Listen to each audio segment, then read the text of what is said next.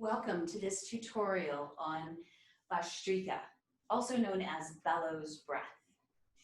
So in this breath, which is an energizing breath, you're going to use every muscle from the pelvic floor to your collarbones to inhale and expand and exhale and contract in every direction. Now, that basically looks like I like to add an arm movement because I feel like it keeps us focused. It also releases tension out of the shoulders and gives us a way of connecting to what's happening internally with the breath. Both phases of this breath are very energetic, just like a bellows. And really in every direction. Bottom comes up, top comes down, back comes forward, forward goes back, and the sides come in. So you're increasing and then decreasing the space between your ribs, the girth of your abdomen. You're even letting the pelvic floor descend and lift. Now, one of the common sort of pitfalls is you'll see people moving into pelvic tilts with it. And what you want is an even opening and expansion and contraction. When you allow the pelvis to tilt and to move between cat and dog, you're actually decreasing the space for the low back and the low back ribs, which is an area that commonly receives less openness anyway. So we want to control for that. So hips stay steady, hip points forward, right over the knees, right over the ankles. And then begin in goalpost arms with the palms forward. This is your inhale position. Try to feel if your shoulders come up and allow them to come back down. The exhale position is with the forearms closed and your palms facing your head. We're going to start with a round of 10.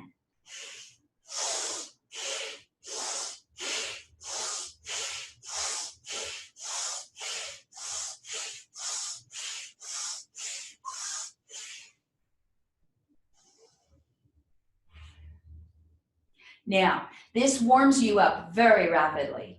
If you've done that with me, you probably got sort of a flush of warmth there at the end. Take a few moments, return to natural breathing.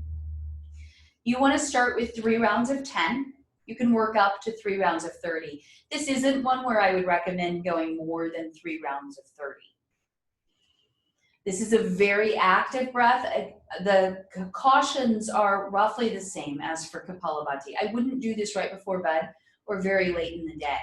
Or at most, I would do it very cautiously and then monitor the quality of your sleep that night.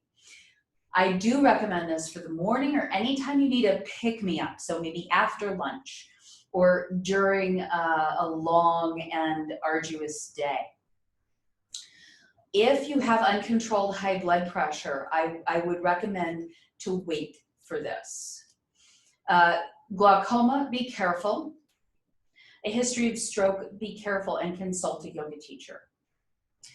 This is one that I would use only with care if you're pregnant, and I would monitor at a set of 10 if you're currently menstruating, and make sure that this doesn't produce added anxiety or create any sense of cramping through the low belly. So with all of that in mind, we're going to do a set of 30. Don't worry if you don't make it to 30. That's something you work up to. And one final note, I'm going to start off slow, scale up to really rapidly, and then come back down. That's the general arc that you want your practice of Bhastrika to follow. And it's fine to remain relatively slow all the way through, particularly while you're getting the hang of it and feeling how it moves your body and how it feels in your body. So take a few mindful breaths. And then inhale your arms into goalpost arms. Exhale. And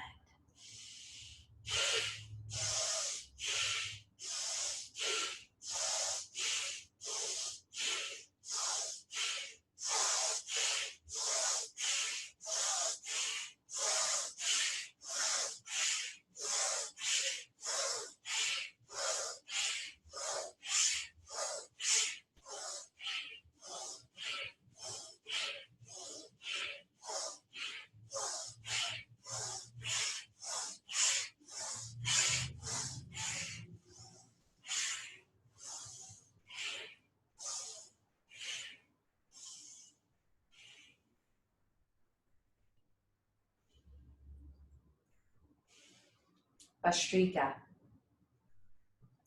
A sign that you're doing it right is that you feel your nostrils flare and maybe even sort of close up initially on the inhale. That's how forcefully that you're breathing. Leave a comment or shoot me an email and let me know how this practice works for you and whether you incorporate it in your daily practice. I would recommend practicing with the video a couple of times and then leave the video aside, incorporate it into your daily practice, and then maybe come back in a couple of weeks and check in and see if there's anything that you can adjust. Thank you for your presence and for your practice. It really does ripple out and it touches your entire world. Namaste.